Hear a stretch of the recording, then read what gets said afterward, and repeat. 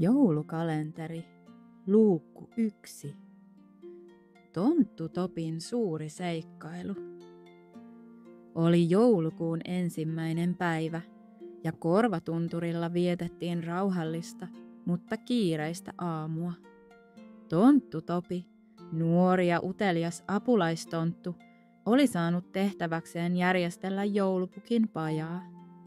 Topi oli aina ollut erityisen kiinnostunut vanhoista esineistä ja tarinoista, joten hän odotti päivää innolla.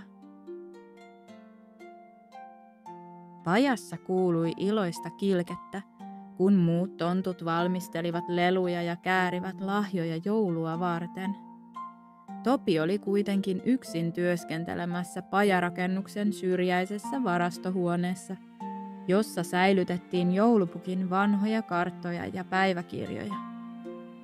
Hän liikutti varovasti raskasta laatikkoa, kun yhtäkkiä lattian alta kuului vieno narahdus.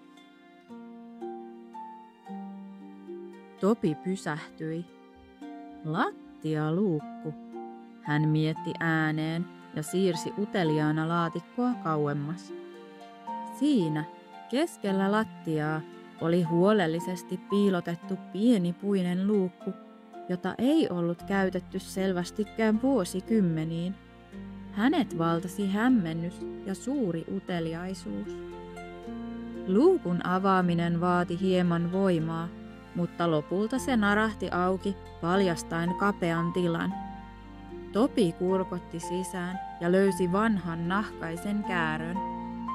Hän nosti sen varovasti ylös ja puhalsi pois pinnalle kertyneen pölyn. Käärön sisällä oli pergamenttikartta, jonka reunat olivat kellastuneet ajan myötä.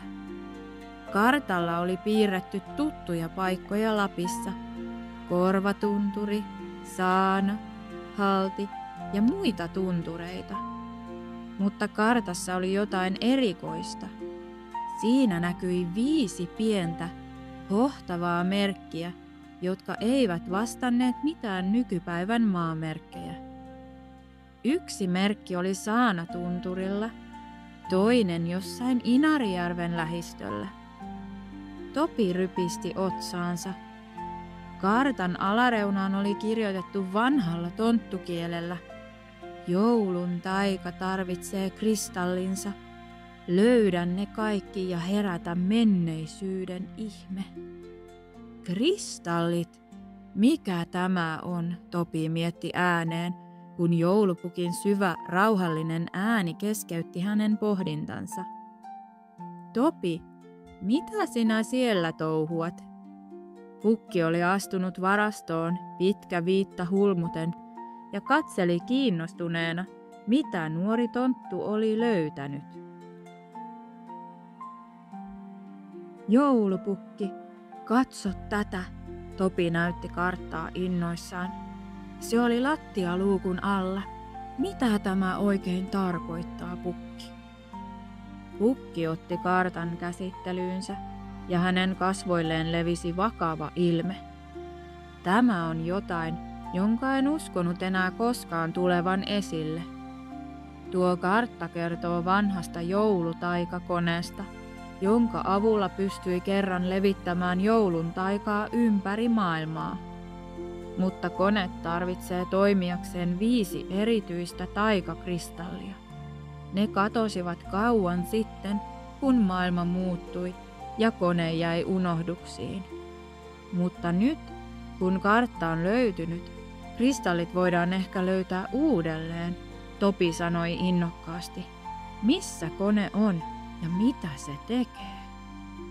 Se sijaitsee Korvatunturin syvimmässä luolassa, mutta sitä ei voi käynnistää ilman kristalleja.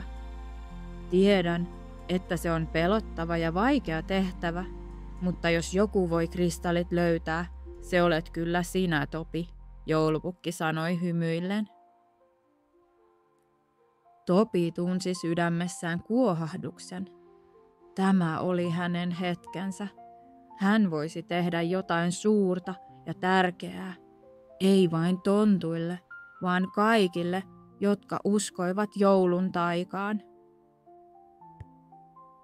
Minä teen sen, joulupukki. Löydän kaikki 5 kristallia, hän lupasi.